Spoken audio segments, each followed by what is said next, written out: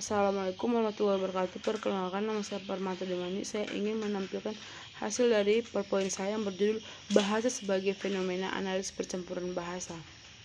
Dan dimana dia poin yang pertama adalah penggunaan bahasa Indonesia di kalangan remaja saat ini. Hampir sudah tidak ada yang menggunakannya dengan benar. Malah sedikit remaja yang menggunakan bahasa Indonesia dengan benar. Bahasa gaul di Indonesia pada masa ini mungkin bukanlah suatu hal yang baru dan aneh bagi kita. Pada zaman ini, muda-mudi lebih suka memakai bahasa yang gaul daripada bahasa Indonesia yang baik dan benar. Dan poin selanjutnya, terlepas dari alasan-alasan yang mungkin disengaja ataupun tidak disengaja, bahasa gaul ini bahkan disangat mendarah daging di suatu daerah, misal DKI Jakarta. Kita semua tahu bahwa Jakarta sudah lama menjadi terbanyak muda-mudi dalam berbahasa gaul fenomena.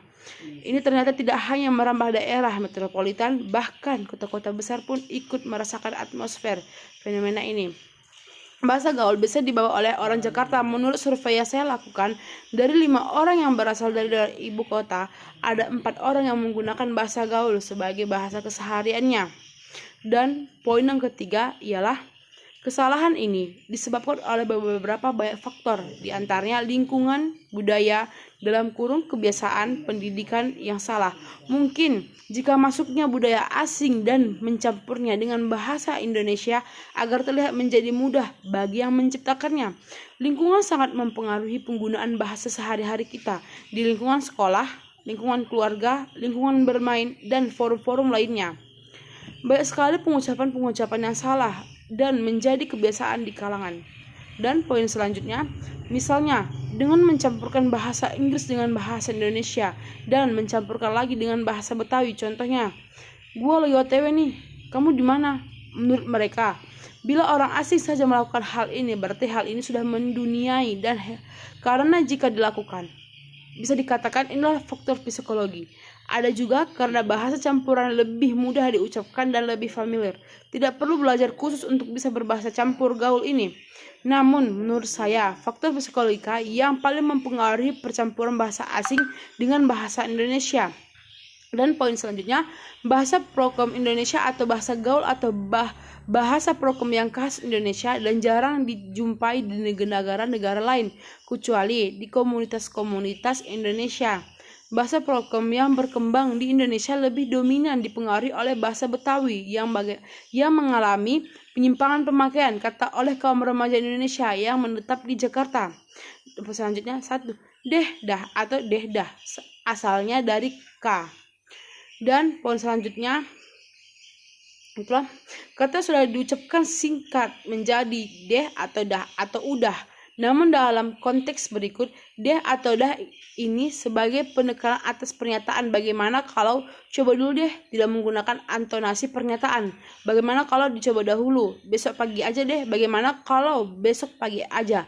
Yang saya mau lagi deh, saya mau lagi. Yang biru itu deh, saya mau yang biru itu saja. Dan poin selanjutnya ialah dong.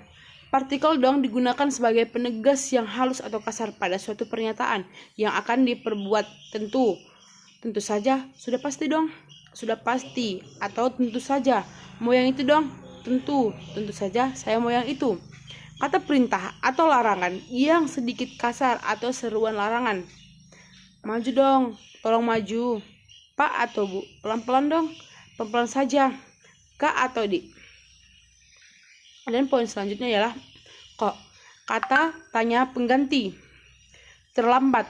Kenapa kamu terlambat? Kok diam saja? Kenapa kamu diam saja? Kok dia mukanya masam? Kenapa dia mukanya masam? Kok aku tidak percaya kamu? Dan kenapa aku tidak dapat mempercayaimu? Dan memberi penekanan atas kebenaran pernyataan yang dibuat. Saya dari tadi di sini. Pakai kok. Saya mengatakan dengan jujur bahwa dari tadi saya ada di sini. Dia tidak mencurinya kok. Saya yakin bahwa dia tidak mencurinya. Berdiri sendiri kok. Mengatakan keheranan yang tidak dapat diungkapkan dengan kata-kata.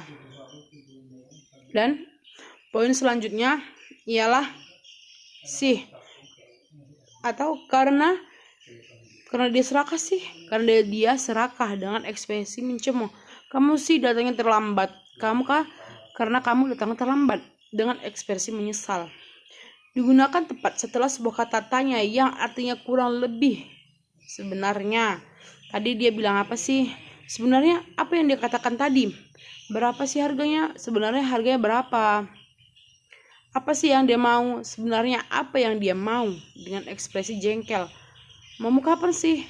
Sebenarnya kapan yang kamu mau? Membedakan seseorang dari sekumpulan orang. Tetanggaku semuanya miskin, tapi orang itu sih kaya.